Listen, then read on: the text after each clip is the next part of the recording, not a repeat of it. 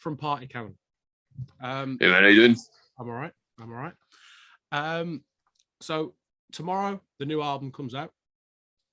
I was kind of wanting to know, first off, you've broken the UK death metal curse of only releasing one full length. So congratulations. No, it's a good feeling. It's a good feeling. I don't believe the EPs count towards the curse, so it has to be full length. Yeah, sure, man. So was like Front Depravity, Unlimited Syria, Cerebral Bore, Laceration, Diamantium, all those Diamantium, all those bands, all those good bands. One album. Yeah. So the curse. Regorge. Yeah. The curse is gone. The curse is lifted. The first thing I wanted to ask was with regard to the composition of the songs. Was that something that you did collectively as a group? Did someone take charge? And was there anything that was different on this record with regard to doing that on the previous full length or any of the EPs that came out previously? Yeah, so I'd say there's definitely more of a group input on these songs. I write 90% of music, but when I say I write 90% of music, I'll write the riffs and that kind of like loose structure and how I kind of think the songs go. I'll program like basic drums, but I can go anywhere from that point. So in the past, it's kind of just been strictly me writing my songs, Craig writes his songs, that type thing. And that's just kind of how they went. But that was kind of more out of necessity than anything else. Because in the early days, I'm sure you of all people are going to remember this, but we had like a terrible drummer.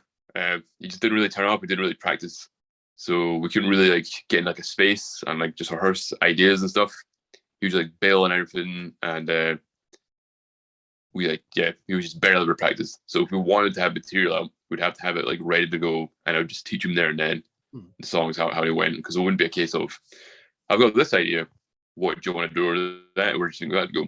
But now that from 2013 onwards, we had like a kind of actual solid lineup, and we were rehearsing like 2 times a week, which is amazing because we were used to rehearsing like 2 times every like 3 months or something. And then so what happened was I started like sending ideas to Martin. He'd put his own drum parts on it or keep drum parts like mine, and he'd have suggestions. So we'd actually have more of a group effort. So this time around, I'd say there was more of a group effort, despite the fact we're so kind of isolated because of like COVID. So there's a lot more time to focus on the music since we didn't have so many gigs and tours to be doing.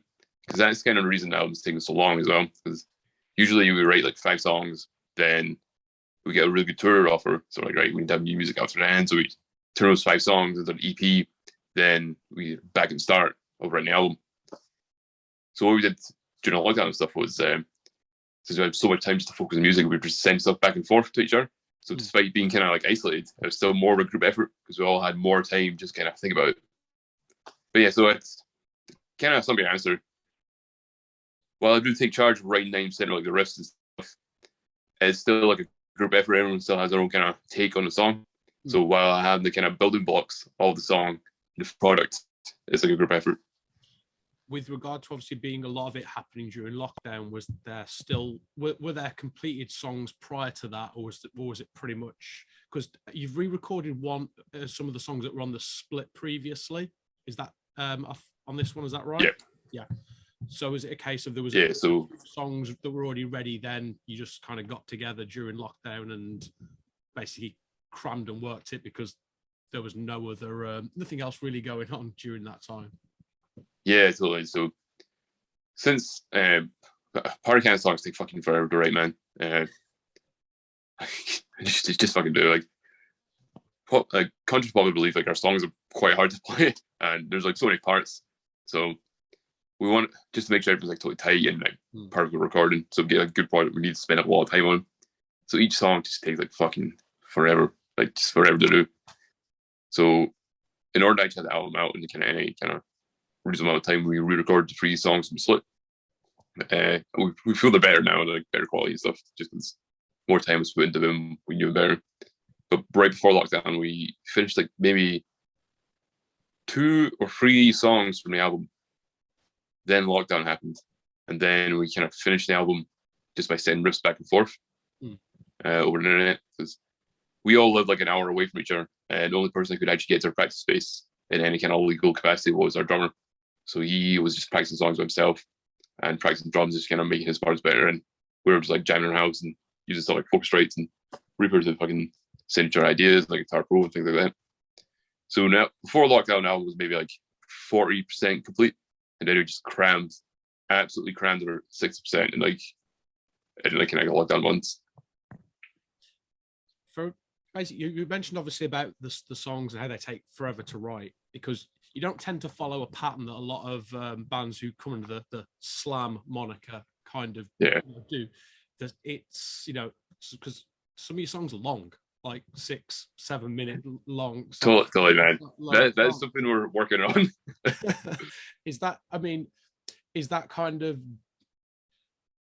was that intentional going into it when you do something that you don't want to follow? I mean, at the end of the day, you want to be unique with what you're doing, but do you go in there with the case of, right, we don't want to sound like, or we don't want to just come across as another, you know, I don't want to use the term generic, but just continuous slam band with no kind of thought behind it? Is that kind of like what you go into when you look at creating the songs, that you want to craft something that's maybe a bit unexpected to someone who's maybe not heard Party Cannon before? No, yeah, totally, man, absolutely, yeah. A lot of thought does go to the songs to make them as unpredictable as possible, but still memorable in a way. I know it's kind of conflicting ideas there, but I don't want the songs to be predictable. I don't want people to listen to it like, right, I know this riff's going to come back in now. I know it's just going to plod along through these riffs. I don't want to be generic, like first chorus type thing, or play these three riffs again, then there's a slowdown. Because as much as I love a lot of bands that kind of do that kind of thing, if I know what's coming, then it's kind of like, what's the point in like listening to the rest of the song? Yeah. If there's no like real memorable hook as well. And I feel like hooks aren't really hooks if you know it's coming as well. Like, so I don't like, songs aren't random and they do repeat, but I think it's more in a less obvious type of way. So when we repeat a section, if we bring a section back as a song, there's something a little bit different. It's more about repeating the theme of a riff. So we'll take like these note segments and bring them back for another riff. So it's a familiar idea in the listener's head, and it comes back. It's like, okay, well, that riff's been done again, but it's been kind of reimagined, that type of thing. And that's maybe why the songs get kind of long. It doesn't follow like this kind of traditional songwriting pattern. But yeah, so the bands we kind of like, or take most influence from, like, while we do love slam bands and like current slam, like I'm a big all about that, all about just like simple like chugging riffs and stuff and just kind of basic songs. But I think our main sound kind of comes from like late 90s, like early 2000s, like Unique Leader, Comatose record type bands. Like bands are still quite complex. So was that sorry? The golden age. Yeah, that was the absolute golden age. Bands like 92, 94 to 2000. Totally, man.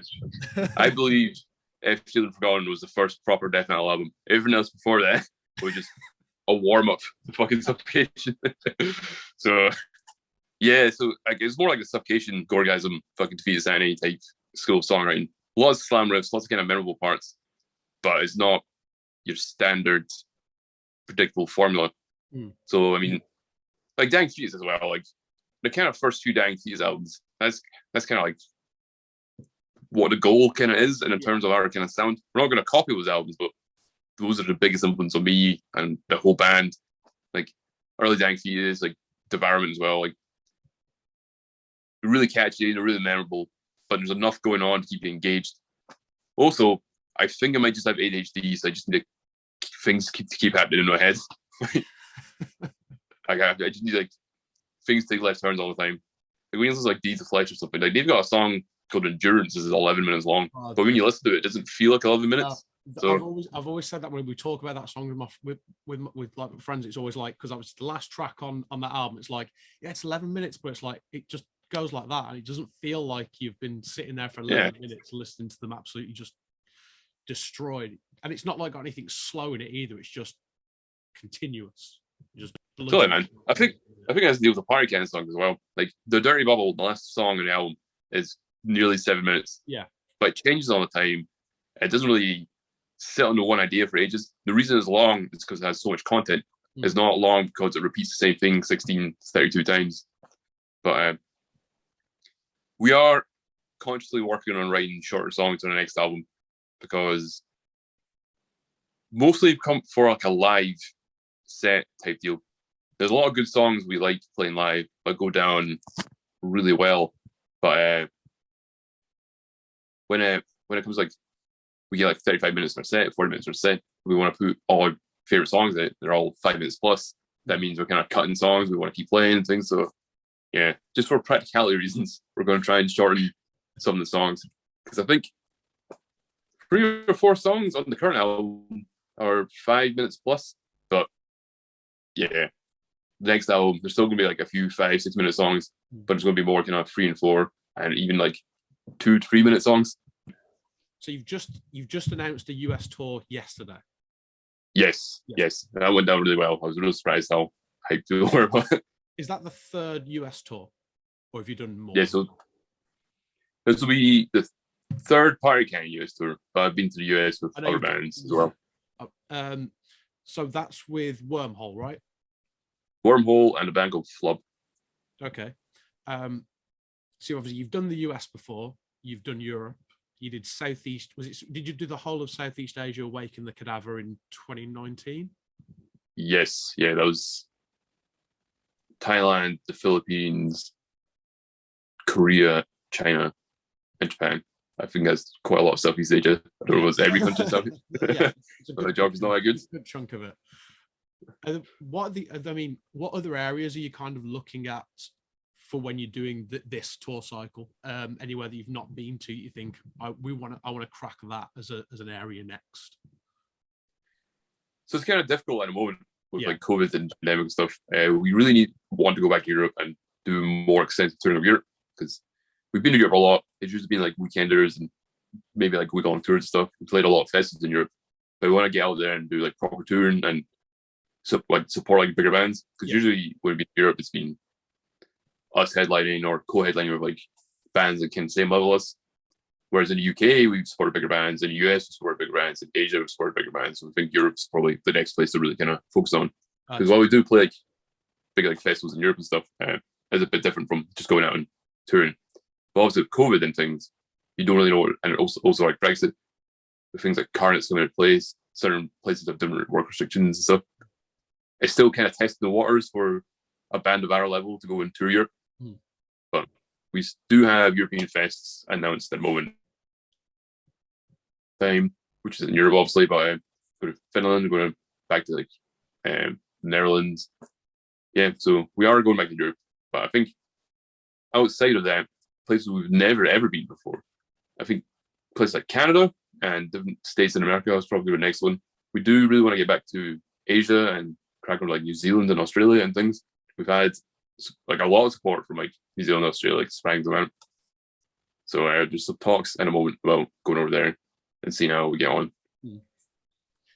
With regard to obviously the COVID situation, not to kind of like harper on about it, but how do you no, sure. How do on a serious question, obviously, with you being so reliant on on touring to get the band around, how do you kind of keep motivated with actually trying to book to book tours, on knowing that there's financial implications of you doing it, not only obviously booking, obviously having to look at potential flights, but also, your time is still being used trying to organize these, especially if they're done on more of a DIY scale. How do you kind of keep motivated to actually not let it be like, no, I'll wait until things get better? How does the motivation continue? Sure, man, that's a good question. And obviously it is really hard. So up until recently, we were completely DIY. Like I was just booking everything. But in the past few months, we've signed on to like management and actual booking agents, which will make things a lot easier. But I was still booking everything during like the height of the COVID pandemic. And my thought process was, things will get better at some point. And if you book something and it gets postponed, that means if you don't play in 2020, you'll play in 2021. And then when 2021 rolls around, you just already have a slew of gigs booked and ready to go. And then you can focus on just like building on that. And that did work out for us really well. because you were at that Nottingham gig on the first day of that UK tour. That was like the most perfectly timed tour ever, because it was exactly. It was lifted on the Tuesday, and that first show was on the Thursday. It was like days. Totally, man. It was insanely good timing. But I knew something like that would happen. Like, obviously, I'm not the only person that thought something like that would happen, but I knew if I kept booking stuff, I just kept rolling the dice, we would eventually be the first band back out. And when we go back out, people are going to really appreciate that, and the fans will really kind of respond and feel like more of a connection to the bands. They know we tried really hard to go out and play for people, and they've had such a shit time that just come to those gigs will be so cathartic and just so kind of like a special moment. Because when we booked a UK tour for Reputation, we had no idea if it would go ahead or not. We kind of booked it and kind of within the guidelines that were there at the moment. We kind of looked at the blueprint the government set out and like, right, June, if we've interpreted this right, June, July should be ready. So we went, right, June's going to be lifted. We'll book it for a few weeks after that. Then the restrictions got extended to the Tuesday, and our tour started on the Wednesday or the Thursday. So when it got lifted, we were literally the first no restrictions, full capacity, standing Bro Death Metal tour to happen in the UK in over a year. Yeah. Because I think weren't Twitch supposed to have a show in Cambridge like the weekend before, and that got cancelled because of the extension. I had tickets to go see Knuckle Dust in London that the Saturday before as well. It was like I literally just booked my travel, thinking, yeah, everything's all good, and then boom, it's like extension, everything's cancelled. It's like fuck man, it's so bad.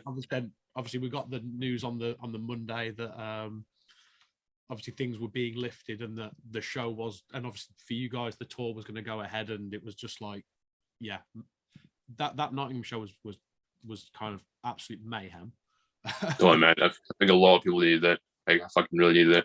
Weird thing about that is we had a gig in Scotland the day before, and that got cancelled because the Scottish restrictions were longer than the English ones. Because they're still quite a higher level of restrictions up in Scotland, aren't they? Still, at the moment, and yeah, there's some restrictions. They're meant to lift on the 24th, but who really knows?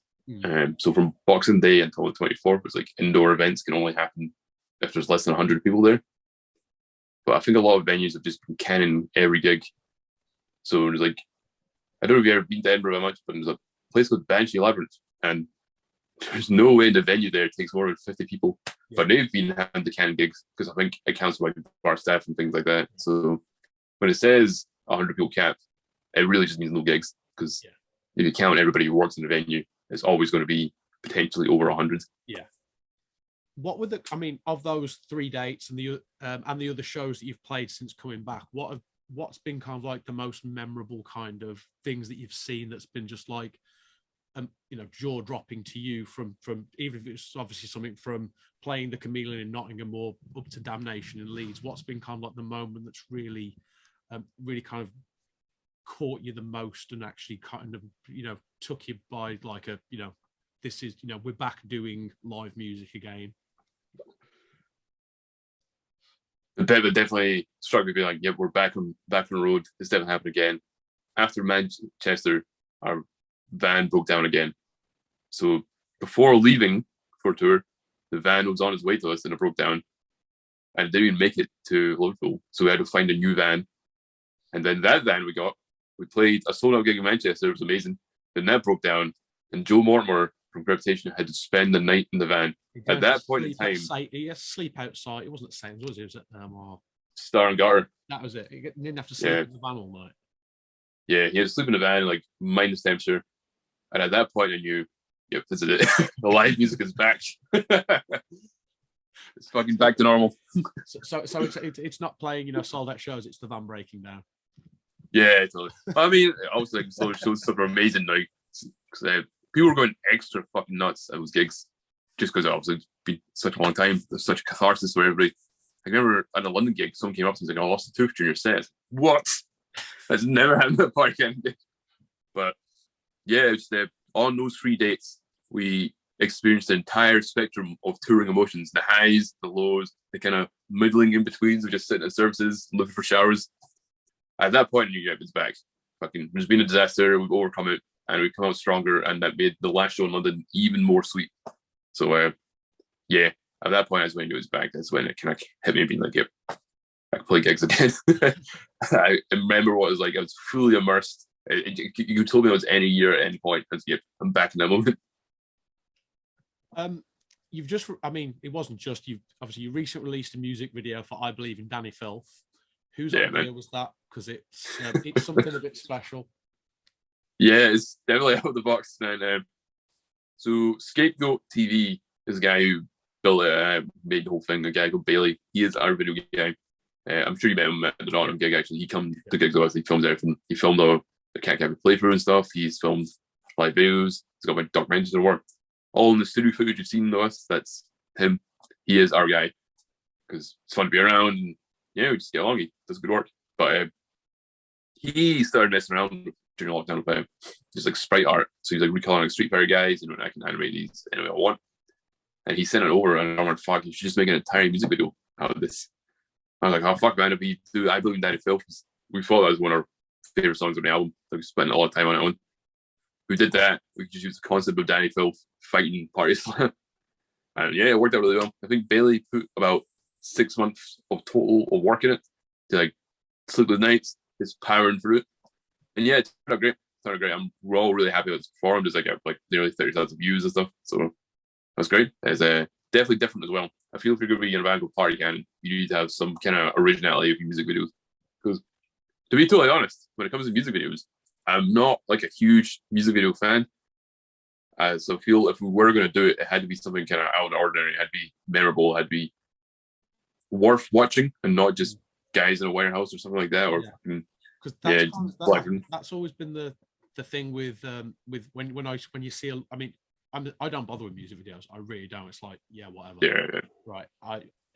And it's like when you see, essentially, 5 people standing in a dark room with overhead floodlights. It's like, all right, it's shot nice and it looks cool, but it's like, I'm not going to watch it. I'll just listen. If I like you, I'll just buy your CD and listen to it.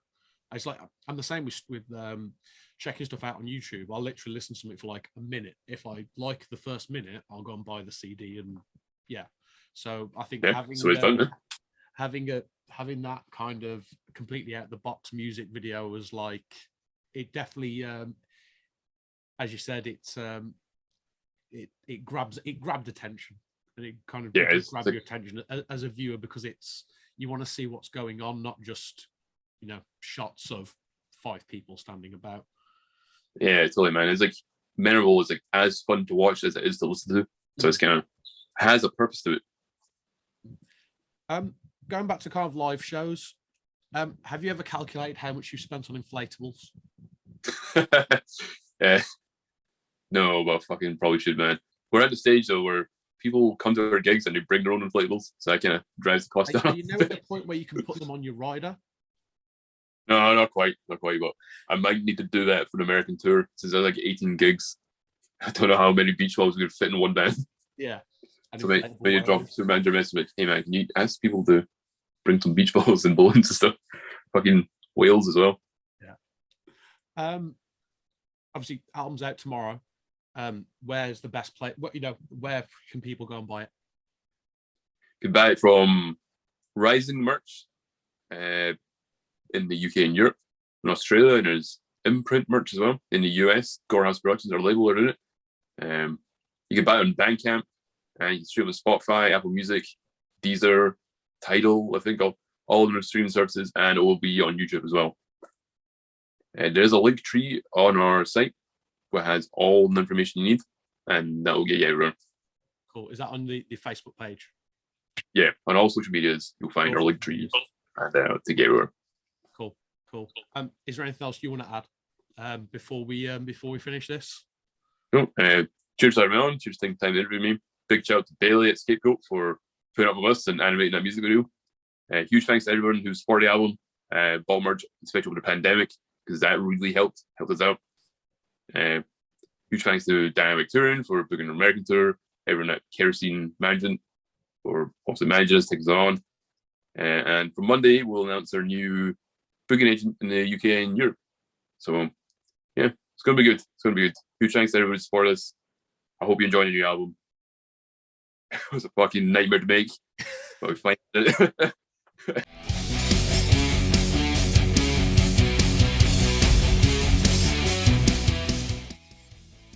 Thanks for listening. Make sure you keep up to date with future episodes by subscribing to our channels. For more information on this podcast, or for all the latest music news, reviews, interviews and more, head over to our website www.therazorsedge.rocks.